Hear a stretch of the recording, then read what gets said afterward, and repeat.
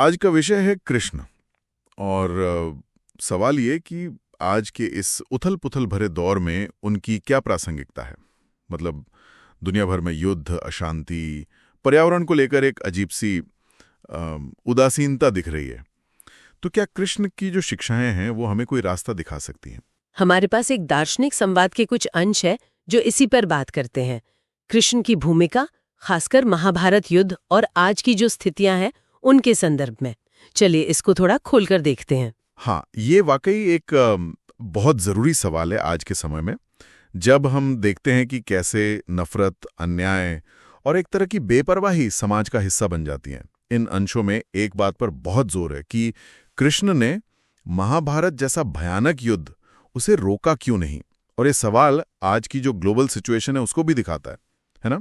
और देखिए, दिलचस्प बात यह है कि कृष्ण भागे नहीं, वो उस युद्ध के बिल्कुल बीच में पूरी तरह सचेत रहे, उपस्थित रहे। यहीं पर एक बड़ा सवाल खड़ा होता है फिर, अगर कृष्ण इतने दिव्य थे, इतने समर्थ थे, तो उन्होंने इतना बड़ा विनाश होने ही क्यों दिया? उस संवाद में एक तर्क है जो थोड़ा चौंकाता भी है कि कभी-कभी युद्ध को रोकना अन्याय को बचाने जैसा हो सकता है। बिल्कुल बिल्कुल। और यही कृष्ण का जो नजरिया है, वो शांति और कायरता और युद्ध और पागलपन, इसके बीच का जो महीन सा फर्क है उसे दिखाता है। संवाद के मुताबिक साहस के बिना शांति वो सिर्फ एक तरह का सरेंडर है, समर्पण है, और जागरूकता के बिना युद्ध वो सिर्फ पागलपन है, वहशीपन। कृष्ण ने हिंसा को चुना नहीं, लेकिन जब धर्म, मतलब जो एक नेचुरल बैलेंस है, वो जब टूट रहा था तो वो उससे भागे भी नहीं। ये एक जागरूकता के साथ युद्ध का विचार है, थोड़ा जटिल है पर गहरा है।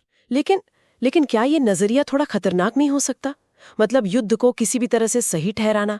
आज के संदर्भ में देखें तो यूक्रेन, फलस्तीन, सूडान, हर तरफ तबाही ही तबाही है। ऐसा लगता है जैसे कुछ मायने ही नहीं रखता, ना इंसान ना शांति। हाँ, नहीं, देखिए, संवाद ये साफ करता है कि युद्ध का महिमा मंडन करना वो बर्बरता है। बिल्कुल। लेकिन जब संघर्ष जरूरी हो जाए, एकदम अनिवार्य है, तो उससे भागना वो कायरता है। कृष्ण का रास्ता किसी इज्म का नहीं है, कोई शांतिवाद या सैन्यवाद, ऐसा कुछ नहीं। उनका रास्ता है जीवन को उसकी पूरी समग्रता में, उसकी टोटैलिटी में स्वीकार करने का। सुख भी, दुख भी, सृजन भी, विनाश भी, सब एक साथ। उन्होंने अर्जुन को यही तो याद दिलाया था कि आत्मा अमर है। अब ये हिंसा को जस्टिफाई करना नहीं है, बल्कि एक गहरा सत्य बताना है कि ये सब एक बड़ी एक लीला है, एक खेल, और इस खेल में आपकी चेतना, आपकी अवेयरनेस, वो सबसे ज्यादा मायने रखती है। तो फिर आज की दुनिया में जहाँ युद्ध ड्रोन से लड़े जाते हैं, प्रोपोगेंडा से, एल्गोरिदम से, जहाँ दिल शायद सरहदों से भी ज़्यादा बंद हैं, वहाँ कृष्ण क्या करते? वो संवाद इशारा करता है कि वे शायद आज भी बांसुरी उठाते, पर जरूरत पड़ने पर रथ की बागडोर संभालने से भी पीछे नहीं हटते। संदेश शायद वही रहता, शांति के नाम पर भागो मत, बल्कि अपने अंदर एक स्थिर केंद्र के साथ आग में खड़े रहो। जो मीडिया का युद्ध है, जो धार्मिक नफरत है, पर्यावरण की जो अनदेखी है, उस धुएं के पार देखो, पक्ष मत चुनो, सत्य चुनो। यहाँ एक बहुत बहुत महत्वपूर्ण बात सामने आती है। क्या ये जो बाहरी युद्ध हम देख रहे हैं, ये सिर्फ हमारे अंदर जो युद्ध चल रहा है उसी का प्रतिबिंब है?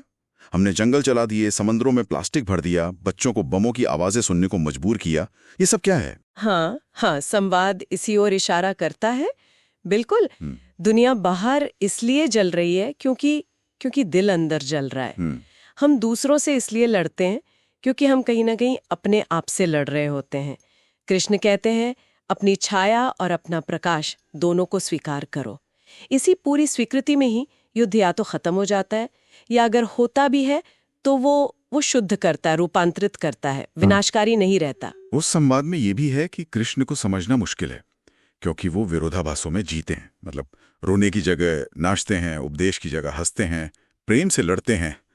ये कैसे? बिल्कुल, क्योंकि एक खंडित मन जो टुकड़ों में सोचता है, वो समग्रता को, टोटैलिटी को नहीं समझ सकता। आज जब आधी अधूरी सच्चाइयाँ, विचारधाराएं, कट्टरता, ये सब दुनिया पर हावी हैं, तो शायद केवल कृष्ण जैसी एक समग्र दृष्टि ही कोई उपचार कर सकती है, कोई रास्ता दिखा सकती है। वो सिर्फ अतीत के देवता नहीं लगते, बल्कि भविष्य की जरूरत लगते हैं, एक आईने की तरह। तो इस सब का निचोड़ क्या है?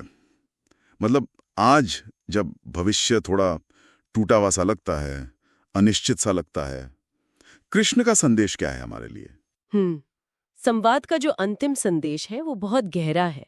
वो कहता है, पक्ष चुनना बंद करो, चेतना चुनो, भागना बंद करो, अपने केंद्र में लौटो और जीवन को उसकी पूरी समग्रता में स्वीकार करो, उसके सारे विरोधाभास, उसकी सारी अराजकता और उसकी सारी सुंदरता, सबके साथ। और यहीं पे एक विचार छोड़ जाते हैं हम सोचने के लिए। क्या ये सचमुच संभव है कि इंसान डर और झूठी शांति से परे विकसित हो सके?